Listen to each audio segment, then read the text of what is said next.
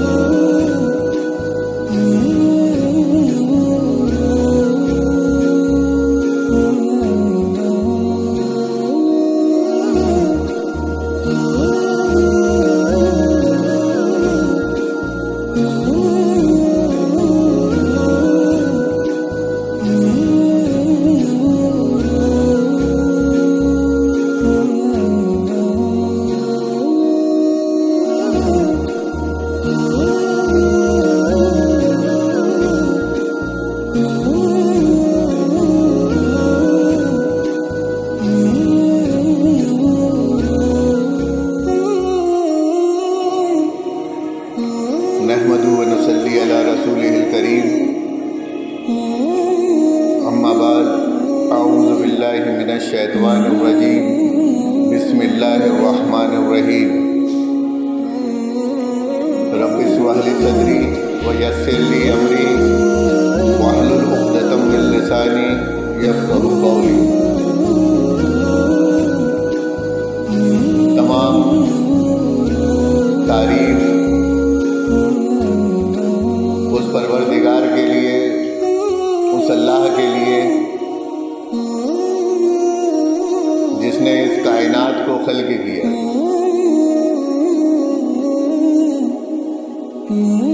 और इस कायनात के तमाम उलूम को इंसान पर उसने पूरा किया ताकि इंसान अपने खालिक को पहचान ले कि वो कैसा है, और जो कुछ भी उसने किया है, जो उसका फेल है, जो फ़याकुन है, तो उसके हक़ाइक़, उसकी सच्चाई इंसान पर वाज़ेह हो जाए कि वो इंसान से चाहता क्या है, इंसान से उसका तकाज़ा क्या है। मेरे दोस्तों, एक्चुअल प्रॉब्लम ये है कि हम अपने आप को होशो हवास में ला नहीं पा रहे। कहीं ना कहीं कोई ना कोई मसला, कोई ना कोई विचार, कोई ना कोई ख्याल हमें गफलत में डाले, जबकि अल्लाह तबारक ताला ने हमारे चारों तरफ हमारी हिदायत के लिए इंतज़ाम कर रखा है। लेकिन वो जो ज़िंदगी के मसाइल हैं, जो प्रॉब्लम्स हैं, जो हमारे पास आती हैं, तो जैसे ही कोई प्रॉब्लम आती है, कोई मैटर आता है, कोई मसाइल हमारे पास आते हैं, तो वो हमको इस कदर मुतासिर कर देते हैं कि हमारी सोचने और समझने की सलाहियत खराब हो जाती है और हम अपना होश गवा बैठते हैं। अब कुरान के अंदर आप देखिए कि अल्लाह ने कहा कि हुदल्लिल मुत्तकीन, हिदायत उन लोगों के लिए है जो तकवा रखते हैं, जो मुत्तकी हैं। इल्ला ये कि जो होश में, जहाँ उनका जिस्म है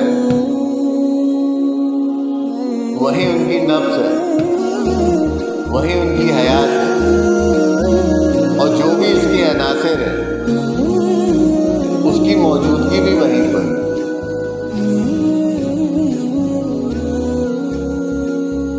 मुत्तकी होना, जागरूक होना है, अवेयर होना है, होश में आना है। और जब हम तक़वियत के साथ, होश के साथ अपने ऊपर, अपने मामलात के ऊपर, अपने ख्यालात के ऊपर, अपने विचारों के ऊपर पूरी और गाढ़ी नज़र रखेंगे, तब कहीं जाकर हम अल्लाह की उस हिदायत को जो हमारी तरफ नज़ूल की जा रही है, हमारी तरफ की जा रही है, हमारी तरफ आ रही है, हम उसको पकड़ पाएंगे, उसको समझ पाएंगे। लेकिन उसके लिए हमें अपनी समाज को, अपने सुनने की सलाहियत को, अपनी बसारत को, अपने देखने की सलाहियत को, उसको बढ़ाना पड़ेगा और बड़ा ठहराव लाना पड़ेगा अपने अंदर। कम से कम कोई और नहीं तो हम खुद को तो अपने काबू में लें। अपने ऊपर तो तवाज़ुन बनाए, संतुलन बनाए, कंट्रोल करें। और संतुलन इसलिए बनाना है, तवाज़ुन इसलिए बनाना है क्योंकि हमें अल्लाह की कुदरत से कुछ लेना है।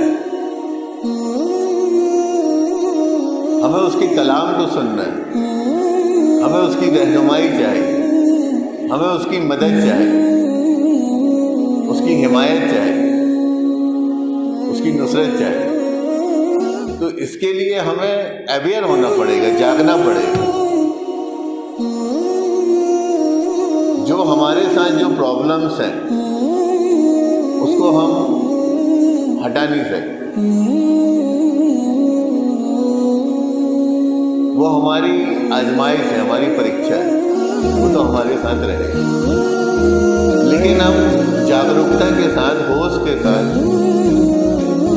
तक़वियत के साथ उस पर नज़र जरूर रख सकते हैं कि यार ये चल रहा है। और गौर करिए, जो कुछ भी चलता है वो आपके अंदर चलता है, और जो कुछ आपके अंदर चलता है फिर वो ही बाहर चलने लगता है, मुआशरे में चलने लगता है। तो हमें अपने आप पर नज़र रखनी पड़ेगी। हम क्या करते हैं, बजाय खुद पर नज़र रखने के दूसरों पर नज़र रखें। हम क्या कर रहे हैं, हमें उसकी खबर नहीं रहती। हम क्या सुन रहे हैं, हमें उसकी खबर नहीं। हम क्या देख रहे हैं, हमें उसकी खबर नहीं। लेकिन अगर हमसे कोई पूछ ले कि हमारा बाजू वाला क्या सुन रहा है तो हमें खबर है, क्या देख रहा है तो हमें उसकी खबर है, क्या कर रहा है तो हमें उसकी खबर है। इल्ला ये कि उस शख्स की भी हम खबर रखे हुए हैं जो यहाँ से कोसों, मीलों और कई हजार किलोमीटर दूर है, और उनकी भी हम अपने पास खबर रखे हुए हैं जो आज से लाखों और हजारों साल पहले यहाँ से जा चुके। तो खबरें हमारे पास इतनी है कि हम उन खबरों में, उन अखबारात में हम ढके हुए, दबे हुए। जमाने की हमको खबर है, नई खबर है तो हमारी अपनी, और नई खबर है तो हमारे बनाने। ना मुझे मेरी खबर है और ना उसकी खबर है जिसने मुझे बनाया।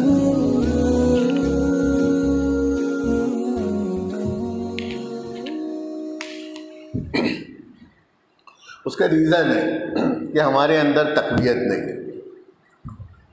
जब हम कॉन्शियस होंगे, हमारी नज़र हमारे इमोशंस पे होगी, हमारी भावनाओं पर होगी, हमारे जज्बात पर होगी। जब हमारी नज़र, हमारी कॉन्शियसनेस हमारी थॉट्स पर होगी, हमारे विचारों पर होगी, हमारे ख्यालों पर होगी, जब हमारी कॉन्शियसनेस उन इंफॉर्मेशन, उन सूचनाओं पर, उन खबरों पर होगी जो हमारी तरफ आ रही,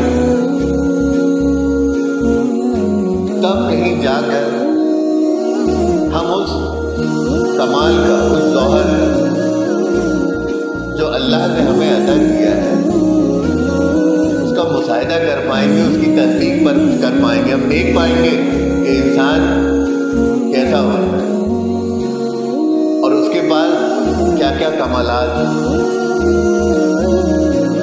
और अल्लाह ने उसको कौन सा वो जमाल दिया।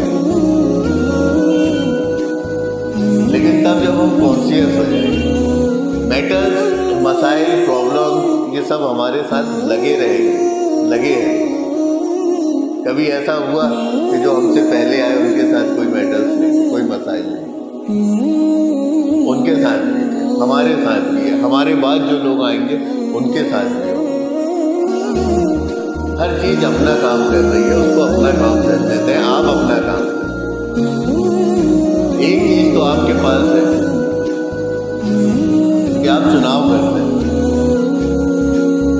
दर्द के साथ भी और राहत के साथ भी आप चुनाव कर सकते हो कि आपको करना क्या है। दर्द हो रहा है, ठीक है, लेकिन उसके बाद भी आप एक चुनाव कर सकते हो कि यार चलो दर्द अपनी जगह हो रहा, होने दे और मैं ये काम को निपटा दूं। चुनाव करना है, इंतखाब करने का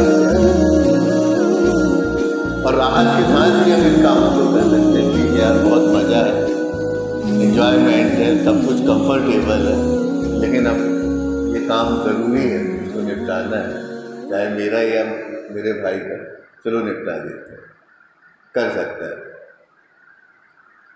वो एक तरफ का हो के ना रह जाए कि बस कोई राहत में है तो वो राहत ही का हो जाए, या कोई तकलीफ में है तो वो तकलीफ में ही। जब उसको अल्लाह की तरफ से कोई नेमत हासिल हो तो वो उसमें फख्र करने लगे, खुशियाँ मनाने लगे, या उसके पास से कोई नेमत जाया हो जाए तो वो मायूस होकर, थक कर, हार कर बैठे। तो हमें अपना तवाज़ुन बना, दरमियाना रास्ता अख्तियार करना, दरमियाना रखिए और ये सोच के कि ये सारे काम मेरे हैं, ये मेरी जिम्मेदारी है, एनी हाउ मुझे ये करना ही पड़ेगा। तब जाके हम जो भी हमारी जिम्मेदारी है, जो भी हमारे समाज के जो भी मैटर्स हम उनको एंटरटेन कर पाएंगे, उसमें हम इन्वॉल्व हो पाएंगे, शामिल हो पाएंगे, अपनी कोई भूमिका अदा कर पाएंगे। और नहीं तो सिर्फ ये पेट और ख्वाहिश, सामानों की कसरत, ख्वाहिश की कसरत, ज़रूरत की कसरत, इसमें हम पड़े रहेंगे और हम कोई काम नहीं कर पाएंगे। इल्ला ये कि हमारी नज़र खुद हमारे ऊपर नहीं आ पाएगी, हम अपने आप को भी नहीं देख पाएंगे, ज़िंदगी को जी भी नहीं पाएंगे और वक्त हमारा पूरा हो चुका होगा, ख़त्म हो चुका होगा, हम चले जाएंगे। तो बहरहाल ये जो मुख्तसर बात इसमें मैंने कुछ रखी, उसकी वजह ये थी कि हम कम से कम जहाँ पर आ जाए तो पूरी तरीके से आए। अगर हम यहाँ आए तो कोशिश करें कि अपने ख्यालों, अपने विचारों के साथ हम यहाँ पर पहुँच जाए, मौजूद हो जाए, बैठे। ऐसा ना हो कि सिर्फ जिस्म हमारा यहाँ मौजूद रहे और सामने वाला धोखे में आ जाए, धोखा खा जाए कि फलाना बैठा हुआ, जबकि सच्चाई ये है कि वो वहाँ मौजूद नहीं। तो हम कॉन्शियसनेस के साथ बैठे। जब हम कॉन्शियसनेस पूरे होशो हवास में सिटिंग करेंगे, बैठेंगे, और फिर उसके बाद हम जो भी अमल करेंगे तो वो हमको एक्चुअल सही अपनी बिल्कुल असल शक्ल में दिखाई देगी, जिसको हम नूर कहते हैं, लाइट कहते हैं, वो हमें समझ में आए। और जो गफलत के जो पर्दे हमारे ऊपर पड़े हुए हैं वो दूर हों। और ये कोई बहुत डिफ़िकल्ट, कोई बहुत कठिन काम नहीं है, बहुत आसान है कि आप अपने अंदर चलने वाले हर एक विचार पर, हर एक सोच पर, जज्बात पर और उस बदलते कैफियत पे थोड़ा सा आप नज़र करोगे, ये क्या चलने लगा। अभी थोड़ी देर पहले तो मैं बिल्कुल अच्छा था, कंफर्टेबल था, और अचानक एकदम से मेरे को ये टेंशन बनने लगी, घबराहट होने लगी, बेचैनी होने लगी, बुरा लगने लगा। तो बिल्कुल हम अपने उस पर नज़र रखें, और जैसे ही इस तरीके की कैफियत आए हम तुरंत आउज़ बिल्लाह पढ़ें, उसको हिट करो, उसको रज़म करो, हटाओ मार, बस है, और फिर पलटो, फिर लौटो अल्लाह की तरफ कि तुम्हारा अल्लाह वो तुमसे कहते हैं, और फिर आगे नहीं करता। तो ऐसी आपको प्रैक्टिस करना पड़ेगी। जब आप कंटिन्यू ये प्रैक्टिस करेंगे अपने आप पे नज़र रखने की और अपने आप को तवाज़ुन देने की, तो धीरे धीरे धीरे धीरे इंशाअल्लाह एक वक्त आ जाएगा कि आप उस पर जम जाएंगे, आप अपने आप पे कंट्रोल करने वाले हो जाएंगे। और नहीं तो ये ज़िंदगी ऐसे ही निकल जाएगी गफलत, और हम दुनिया से गफलत के साथ ही चले जाएंगे। और जिस चीज़ के साथ हम यहाँ से जाएंगे, मारे जाएंगे, उसी चीज़ के साथ हम दोबारा उठाए भी जाएंगे। तो हम अपने अंदर बेदारी लाएं और पूरी तरीके से हम वहीं मौजूद हो जाए जहाँ पर हमारा जिस्म। आज का जो टॉपिक रहा, इंसान और इंसान की ग़िज़ा, हलाल और तय्यब। हलाल क्या है, तय्यब क्या है, और इंसान की ग़िज़ा क्या है। क्या इंसान की ग़िज़ा उसके अखलाक और उसके किरदार पर असरअंदाज होती है या नहीं। इंसान की ग़िज़ा, डाइट, वो जो कुछ भी लेता है, तो उसमें क्वेश्चन ये उठता है कि इंसान की जो डाइट है वो इंसान के अखलाक पर, उसके किरदार पर असरअंदाज होती है या नहीं, वो उसको मुतासिर करती है या नहीं, और अगर करती है तो कैसे करती है, क्यों करती है, और ये कि इंसान की ग़िज़ा है क्या। तो इसके लिए अल्लाह तबारक ताला ने हमारी रहनुमाई फरमाई। सूरह बकरा की 168 नंबर की आयत में 168 की, या अय्युहन्नास कुलू मिम्मा फिल अर्दि हलालन तय्यबन वला तत्तबिउ खुतवातिश शैतान इन्नहु लकुम अदुव्वुम मुबीन। कि या अय्युहन्नास कुलू मिम्मा फिल अर्दि हलालन तय्यबन, कि ऐ लोगों खाओ,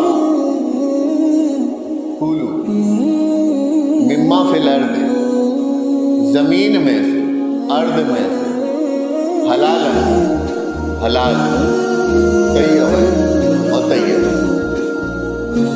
ये अल्लाह का हुक्म है कि ऐ इंसानों तुम खाओ। कहाँ से खाना है तुम्हें? अर्द में। और क्या खाना है, कैसा खाना है? हलाल और तय्यब। तो अब ये सवाल इसमें ये उठता है कि इंसान की ग़िज़ा, इंसान की डाइट एक्चुअल है क्या। तो इसमें से जो लोग यहाँ पर मौजूद हैं उनमें से कोई बताना चाहेगा कि इंसान की डाइट क्या है? एक आध अल्फाज। इंसान की डाइट, इंसान की ग़िज़ा क्या है?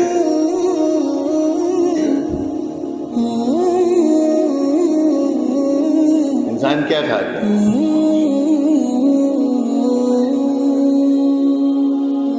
जैसे कि अभी दाल है, चावल है, वगैरह वगैरह, कुल मिला के ये कि जो हम खाते हैं। अब हमें ये ये जानना है कि इंसान की ग़िज़ा एक्चुअल है क्या, और इंसान कितने तरीके से ग़िज़ा हासिल करता है। हमें ये लगता है कि जो कुछ हम खाते हैं सिर्फ वही हमारी ग़िज़ा है, लेकिन ऐसा नहीं। जो कुछ भी हम सुनते हैं, जो कुछ भी हम देखते हैं, और जो भी हम स्मेल करते हैं, सूंघते हैं, और जो भी हम खाते हैं, चखते हैं, और जो भी हम महसूस करते हैं, और जो भी हम ख्याल करते हैं, विचार करते हैं, ये सब हमारी ग़िज़ा है। सब इंसान की ग़िज़ा है जो ये कल्ब को देता है। तो ग़िज़ा इंसान की जो कुछ ये लेता है इस एनवायरनमेंट, इस कायनात से, तो वो ग़िज़ा में सिर्फ दाल चावल गोश्त रोटी नहीं लेता। ये जो कुछ सुनता है वो उसकी ग़िज़ा बन जाती है। और कभी कभी इंसान का सुनना ऐसा हो जाता है कि उसके बाद उसके खाने की इच्छा खत्म हो जाती है। कुछ ऐसा सुन लेता है, कहता है कि यार मेरी भूख मर गई, सुन के ही पेट भर गया। कभी कभी कुछ ऐसा देख लेता है कि उसका वो देखना काफी हो जाता है। तो जो हमारी 5 सेंस है, जो हमारी हिस है, जो हमारे हवास हैं, उनसे जो कुछ भी हम लेते हैं, हासिल करते हैं, वो हमारी ग़िज़ा कहलाता है। वो हमारी ग़िज़ा कहलाता है। और जो कुछ भी हम लेते हैं उसी से हमारा निर्माण होता है, हमारी तकलीफ होती है, हम बनाए जाते हैं, हम बनते हैं। जो कुछ भी हम लेते हैं, यहाँ कहा जा रहा है कि कूलू मिम्मा फिल अर्द, कि खाओ कहाँ से ग़िज़ा लो, कहाँ से डाइट लो, फिल अर्द, अर्द से, ज़मीन से। और हम बने कहाँ से हैं? हम बने किस चीज़ से हैं? अर्द से। तो अर्द से ही हम बने हैं, और अर्द से ही हमारी ग़िज़ा का इंतज़ाम हमको करके दिया गया है। तो हम जिस चीज़ से बने हैं वही हमारी ग़िज़ा है। और ये याद रखिए कि जो चीज़ जिस चीज़ से बनी होती है उसकी ग़िज़ा भी, उसकी डाइट भी, उसकी खुराक भी वही होती है। जो चीज़ जिससे बनेगी उसकी खुराक भी वही होगी, उसकी ग़िज़ा भी वही होगी। तो अल्लाह ताला हमसे कह रहा है कि कूलू मिम्मा फिल अर्द हलालन तय्यबा। अब सवाल ये उठता है कि हलाल क्या है और तय्यब क्या है? कि ग़िज़ा तो हमें लेना है और हम लेते हैं अपने कानों से भी, अपनी आँख से भी, अपनी नाक से भी, अपनी ज़ुबान से भी, और अपने जिस्म से भी लेते ही लेते हैं हम ग़िज़ा। लेकिन हमें इसका शऊर, इसकी समझ नहीं होती है कि हमें कौन सी ग़िज़ा लेनी है, कौन सी ग़िज़ा नहीं लेनी है, ग़िज़ा को लेना कैसे है, कब लेना है, इसकी हमें कोई तमीज़, कोई समझ, कोई शऊर नहीं। तो अल्लाह तबारक ताला ने हमारी रहनुमाई फरमाई कि तुम हलाल और तय्यब चीज़ें खाएं।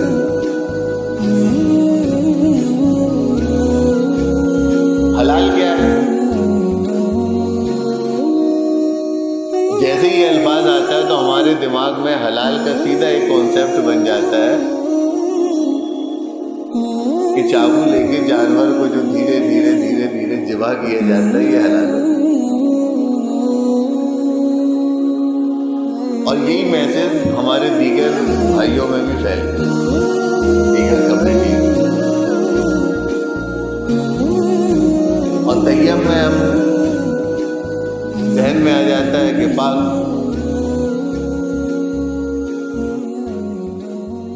अल्लाह कह रहा है कि हलाल चीज़ें खाओ। हलाल क्या है? हलाल कुरान उसको कहता है जो लॉफुल, जो नेचुरल परमिटेड हो, नेचुरल परमिटेड हो, जो नेचुरल हो, जो लॉफुल हो, जिसकी आपको इजाज़त दी गई है, परमिशन दी गई है। अब सवाल ये उठता है कि हमें ये कैसे पता चलेगा कि ये हमारे लिए हलाल है या नहीं, ये हमारे लिए लॉफुल है या नहीं, या अनलॉफुल। हलाल मीन्स जो आपके लिए लॉफुल है, जो आपके लिए परमिटेड है, जिसकी आपको परमिशन, इजाज़त दे दी गई। लेकिन अब इसकी भी हमको तस्दीक करना पड़ेगी कि हम किस चीज़ को कहें कि ये हमारे लिए लॉफुल, ये हमारे लिए हलाल है, ये हमारे लिए परमिटेड। तो अगर हलाल के साथ तैयब को ना लाया जाए तो हलाल तुम पर वाज़े नहीं होगा। हलाल जो है वो कायनात का, अल्लाह का, उसकी कुदरत का वो कानून है,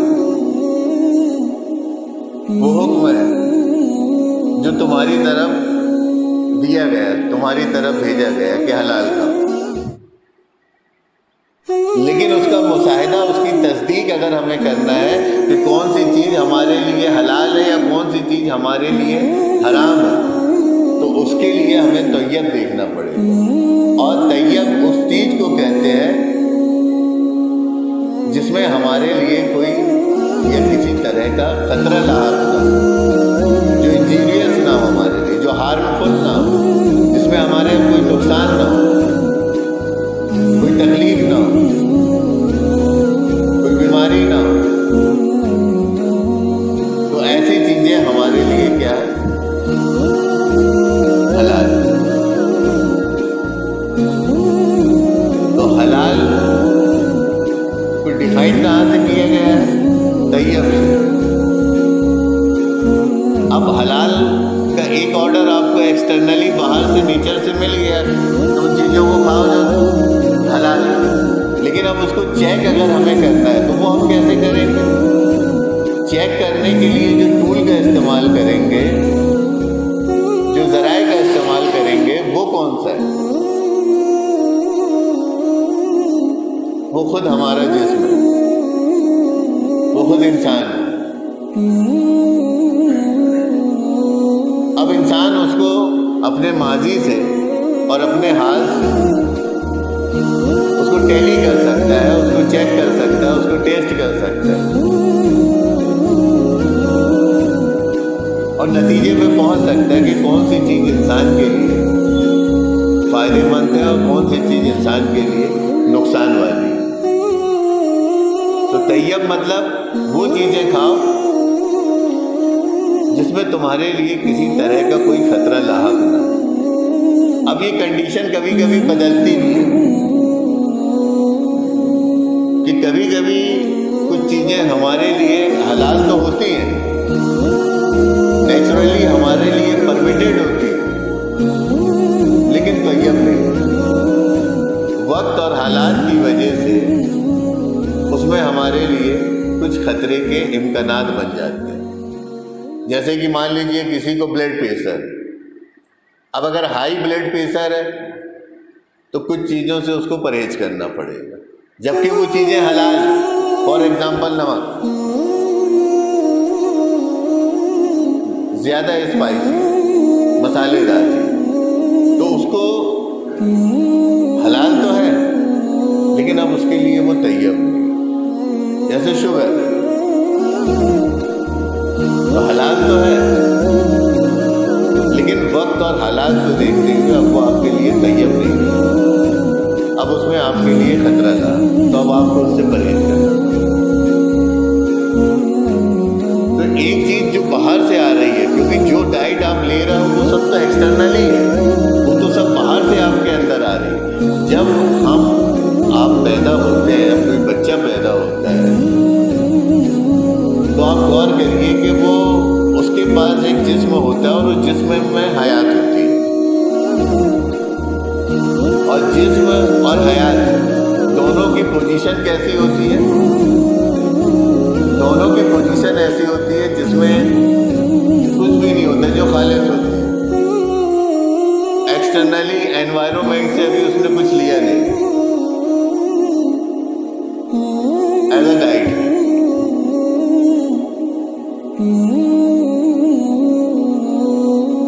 और वो उस पोजीशन में दुनिया में आता है। उसके बाद